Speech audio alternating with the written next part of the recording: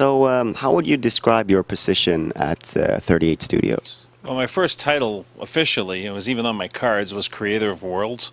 But then someone realized Sounds kind of epic. well, actually, if you do the leathers out, it's cow. So, but basically, my job was to come in and help them build a world and a story for this massive IP. You know, make the world make sense, big history for it, and all of that. So I'm basically the world builder. I met with Kurt and his group, and they had some ideas, just general ideas that they wanted to do in this game. And when they were telling me them, I just started putting a world around it that I thought would make sense. And I had a couple of ideas, and we ran with them. And I hired a team together of my friends and guys I'd worked with for years and played with for years. And we did all the research and just built it out, then presented it back to them. And then, of course, Kurt hired his guys in, and what it really came down to was everybody buying into the central premise and storyline of the world.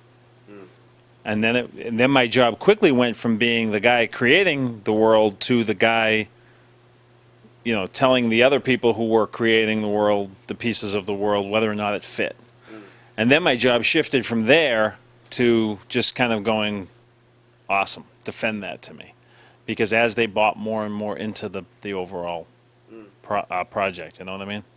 How different is it to work on a game world like this, and for instance, a fantasy world that's in novels and things like that? Well, the world itself isn't all that different. I mean, the process of making the world, the consistency of the world, the suspension of disbelief you're going for, trying to get people immersed in the world, that's not different. The biggest difference is when you're writing a novel, you've got all these characters that you've created, and I'm inviting you to live vicariously through my characters. So you're going down the road with Dritz de Warden and his friends, and they're going to go on an adventure, and you get to enjoy that adventure through their eyes.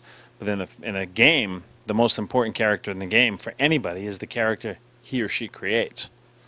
And you always have to keep that in mind. So when you're building the world, you want to give them the opportunities to succeed, to be the hero, or to fail. The one that best exemplifies a world, a living, breathing world for me, is still EverQuest 1. When I first started playing EverQuest 1, I walked in and I realized I could write 1,000 books here.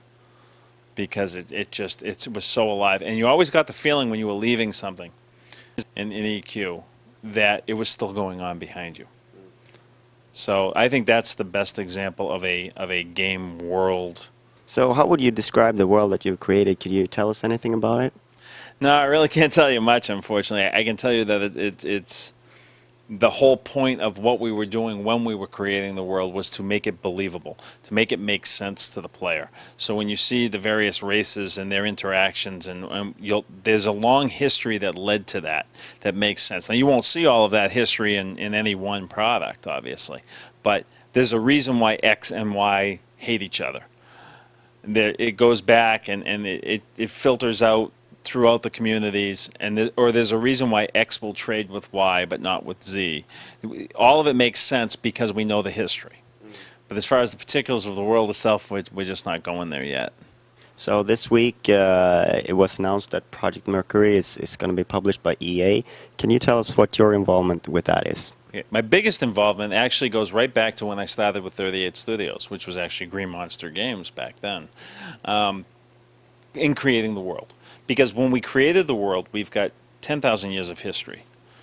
It all makes sense. We know where everybody is. We know why they're there. We know, and so when the guys from BHG came on board and joined, you know, the companies merged and became this one entity, essentially, they had so much to look at and see that their creative team, Ken Ralston and Mark Nelson, their writers, could look at the history, they could look at the races, they could look at all of that, and they could come up with a story that they thought would fit. And because it was so rich and there was so much there, they already knew the parameters of the world. So by the time I got involved in the specifics with their game, it was really just going down and giving them my feelings of different things they were doing in their story, and then reviewing their story and making sure it made sense and fit for the bigger purposes of the IP, which it did. It was an amazing job, and Steve Denuser worked with them quite closely from 38 on that. And then my involvement is now when they're telling me the things they're doing, I say, oh, this race, I always felt this, this, and this, or or whatever, and then they'll draw from that. So it's more, at this point, and even with 38 Studios now, not just with BHG, I'm more at the 10,000 foot level. So people bounce ideas off me to get my reactions to them. But if I disagree with something, whether it's 38 Studios and now BHG, the person that I'm disagreeing with, the person who I'm disagreeing with, will be able to defend their idea because they know the world. They've bought into the world.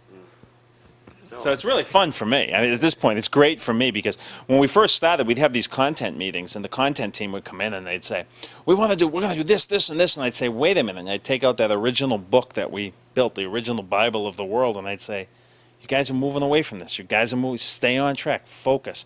This is what the world smells like. This is what the world looks like. This is what the world feels like. Don't move from that. And then quickly that began to morph into them coming in and saying, oh, this is what we're going to do, and me saying, wow, that's great. And so it's been an incredible experience for me as an editor at this point.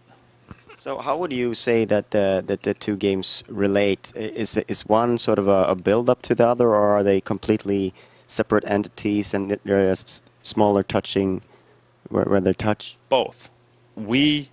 Everything we do, we want to be complete in and of itself, a complete and enjoyable experience in and of itself, and we want it to be related to all the other things that are going on.